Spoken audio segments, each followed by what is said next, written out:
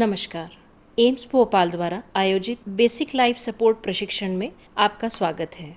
इस वीडियो में आपको BLS की प्रक्रिया दिखाई जाएगी।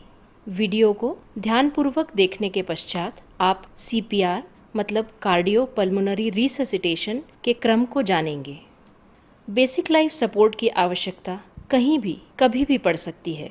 कोई भी व्यक्ति अगर बेहोश तथा सांस नहीं ले रहा तथा पल्स भी नहीं है तो उस व्यक्ति को CPR की ज़रूरत है तथा अच्छा CPR उसकी जान बचा सकता है। अब आप एक व्यक्ति जो कि अस्पताल के बाहर कार्डियक अरेस्ट से पीड़ित हो गया है उसे CPR कैसे देते हैं यह देखेंगे।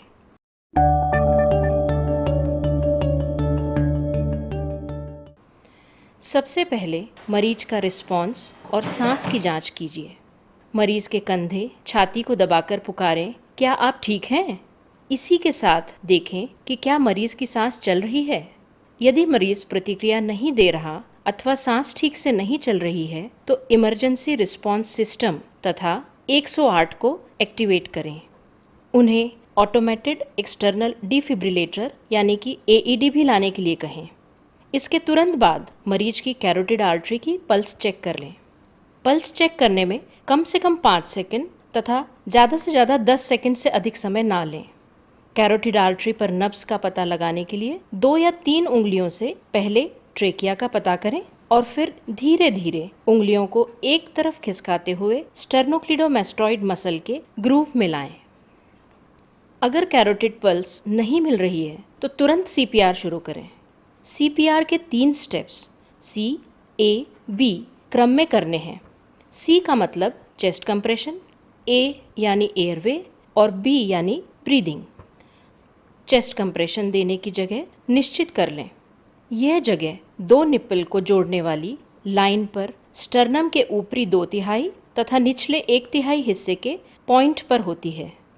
चेस्ट कंप्रेशन देने के लिए खुद के हथेली का निचला हिस्सा यानी कि हील ऑफ द पाम का इस्तेमाल करते हैं और दूसरी हथेली इसके ऊपर रखी जाती है। कंप्रेशन करने हेतु अपनी भुजा को सीधा रखना होता है और कंप्रेशन के लिए खुद के शरीर के वजन से प्रेशर बनाया जाता है। सिर्फ कंधे हिलाने से पर्याप्त मात्रा में प्रेशर नहीं बनता। कंप्रेशन की डेप्थ हर बार कम से कम 5 सेंटीमीटर अथवा 2 इंच होनी चाहिए। कंप्रेशन करने के लिए जितना समय लगता है उतना ही समय चेस्ट रिकॉइल के लिए देना ज़रूरी है। कंप्रेशन की गति कम से कम 100 कंप्रेशन पर मिनट होनी चाहिए। कंप्रेशन से सर्कुलेशन मेंटेन होगा और साथ में रेस्पिरेशन के लिए एयरवे मेंटेन करते हुए रेस्क्यू ब्रीदिंग करना होगा। एयरवे मेंटेनेंस के लिए हेड टिल्ट, चिन लिफ्ट और जॉ थ्रस्ट मैन्यूवर का इस्तेमाल करते हैं। रेस्क्यू ब्रीदिंग या वेंटिलेशन देने के लिए नाक को दबाकर नोज पिंच करते हुए मुंह से सांस देनी है। हर 30 कंप्रेशन के बाद 2 रेस्क्यू ब्रीथ देना ज़रूरी है। एक ब्रीथ 1 सेकंड तक देनी है। ब्रीथ देते समय चेस्ट राइज होना चाहिए। CPR में कंप्रेशन और रेस्क्यू ब्रीथ की गति बहुत ही अहम है, इसलिए हम 30:2 के अनुपात में कंप्रेशन और रेस्क्यू ब्रीथ देंगे। इसे एक साइकिल कहते हैं। ऐसी 5 साइकिल हमें 2 मिनट में पूरी करनी होती है। 2 मिनट के पश्चात आपको फिर से मरीज का रिस्पॉन्स, कैरोटिड आर्टरी पल्स और ब्रीदिंग चेक करना है। यह चेकिंग ज़्यादा से ज़्यादा 10 सेकंड में हो जानी चाहिए। यह प्रक्रिया मरीज के होश में आने तक तथा अन्य रेस्क्यूअर आने तक जारी रखना है।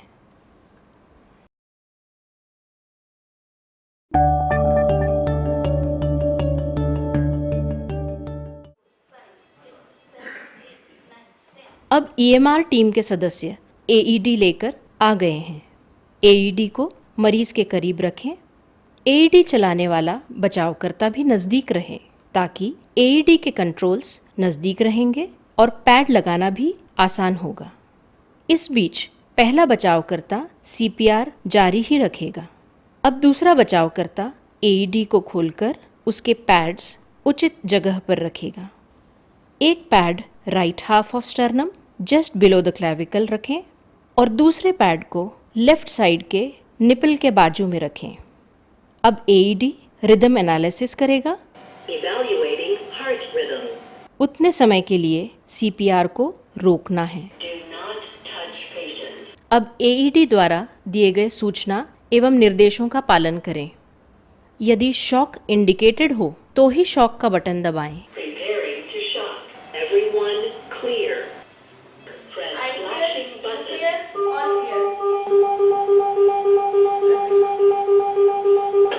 Shock delivered. इसके तुरंत बाद सीपीआर शुरू करें और 2 मिनट तक जारी रखें। शॉक इंडिकेटेड ना होने पर भी तुरंत फिर से सीपीआर जारी रखें और 2 मिनट तक करते रहें। अब एईडी संचालित करने वाला बचावकर्ता बैग और मास्क वेंटिलेशन का जिम्मा संभालेगा और 30 चेस्ट कंप्रेशन के बाद 2 रेस्क्यू ब्रीदिंग देगा। फिर 2 मिनट के सीपीआर के बाद 3 मुख्य चीजें करें। पहला पल्स चेक, दूसरा एईडी से रिदम चेक और तीसरा बचावकर्ता आपस में कंप्रेशन और रेस्क्यू ब्रीदिंग की जिम्मेदारी बदलें। बीएलएस कब तक जारी रखना है? तब तक जब तक पल्स ना आ जाए या फिर जब तक एडवांस्ड लाइफ सपोर्ट टीम ना आ जाए। वो टीम जिसमें डेफिनेट एयरवे, आईवी लाइन और मैनुअल डिफिब्रिलेटर उपलब्ध हो।